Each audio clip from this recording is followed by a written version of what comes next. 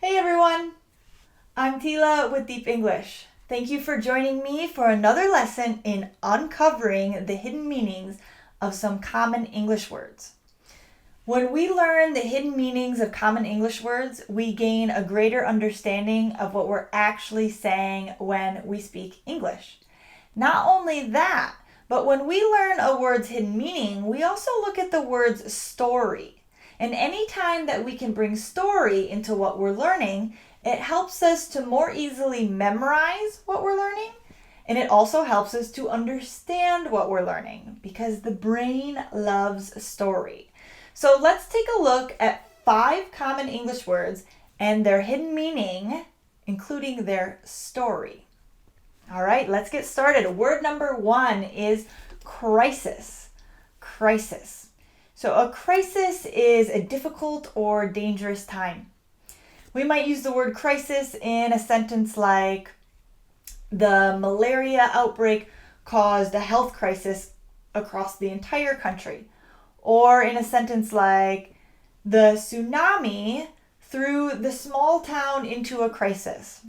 Or maybe a sentence like, people who act like small problems are a crisis are exhausting. Those kinds of people are very dramatic and it's exhausting to be around them.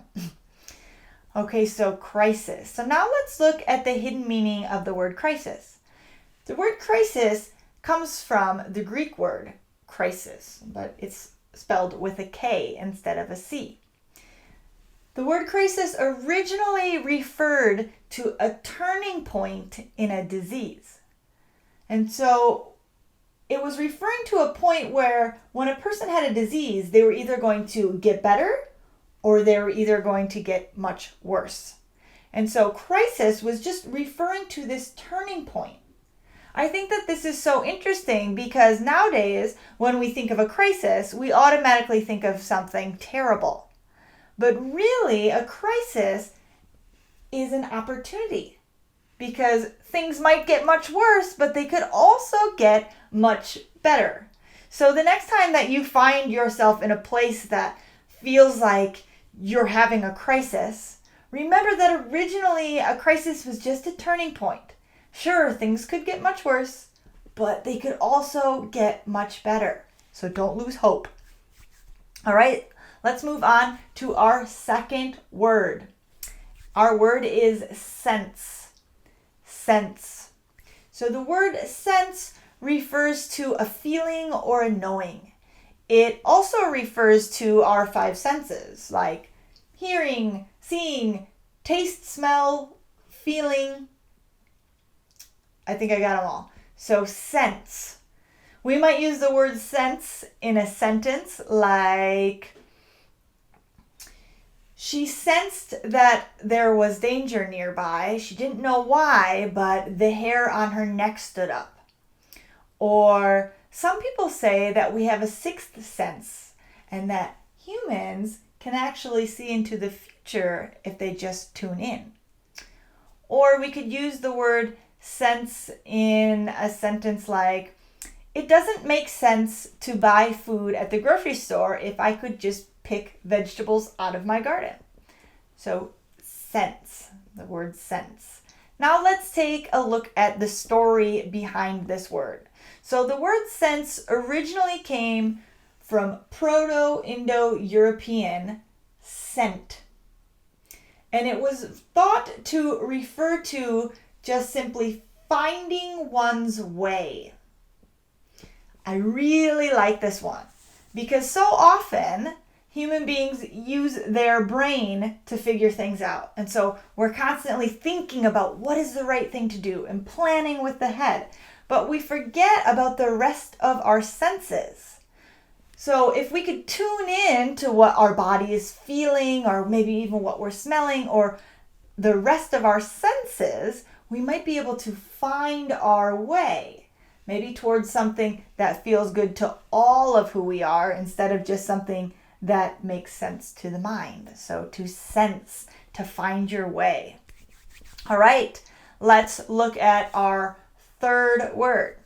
Our word is angst. Angst. So the word angst refers to a feeling of anxiety or dread.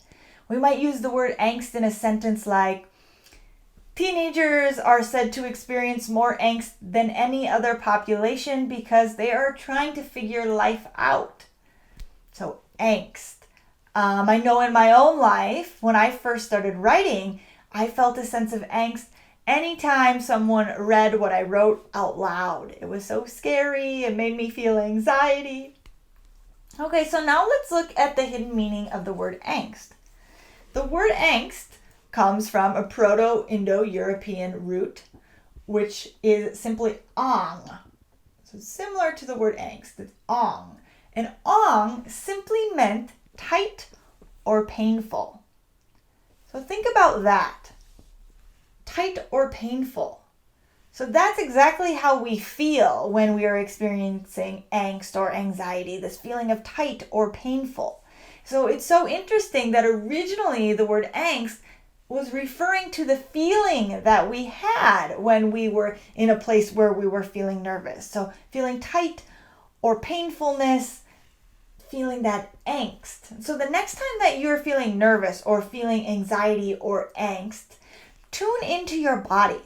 Notice how you're feeling there. And if you feel some tightness or some pain, try taking a few deep breaths. And this might help to alleviate that feeling of angst.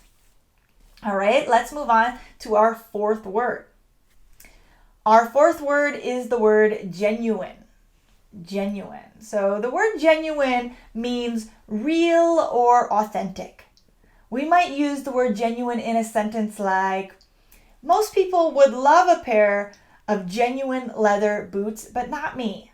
I prefer boots made of plant material. Or you could tell that the woman was genuinely happy because she was smiling so warmly.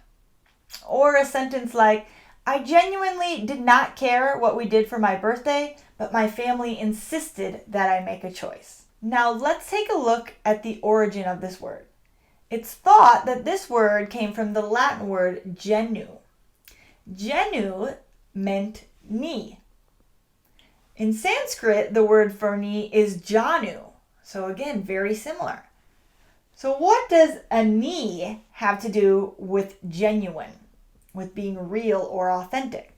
Well, it's thought that in ancient times, in some cultures, a father would place a child on his knee as a symbol that this was really his child.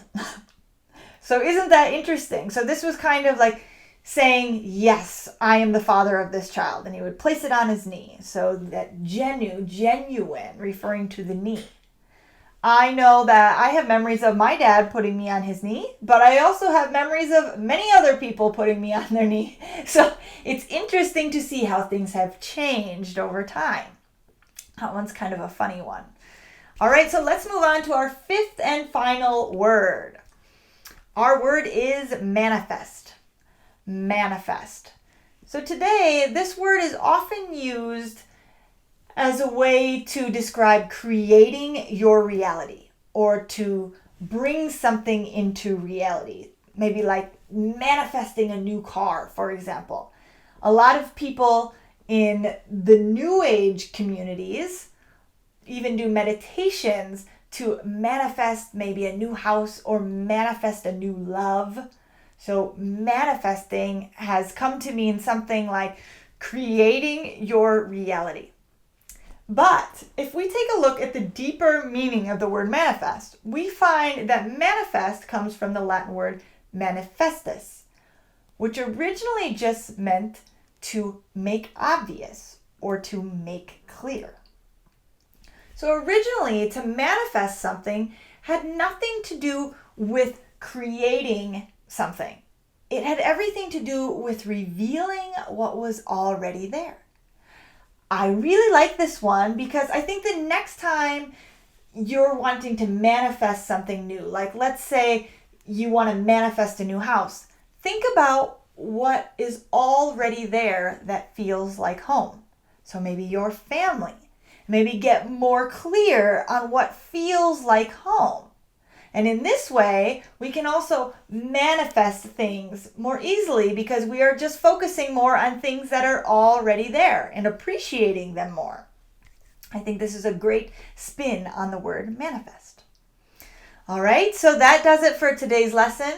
Thank you guys so much for tuning in. I hope that you not only learned a little bit about common English words, but you're also inspired to look deeper at words in your own language. If you liked this lesson, feel free to give it a like, to subscribe, to comment. And if you're interested in more free content and in having a free English lesson, click below for a free English course. Thank you guys so much. I can't wait for our next lesson together. See you later. Wait, hold on.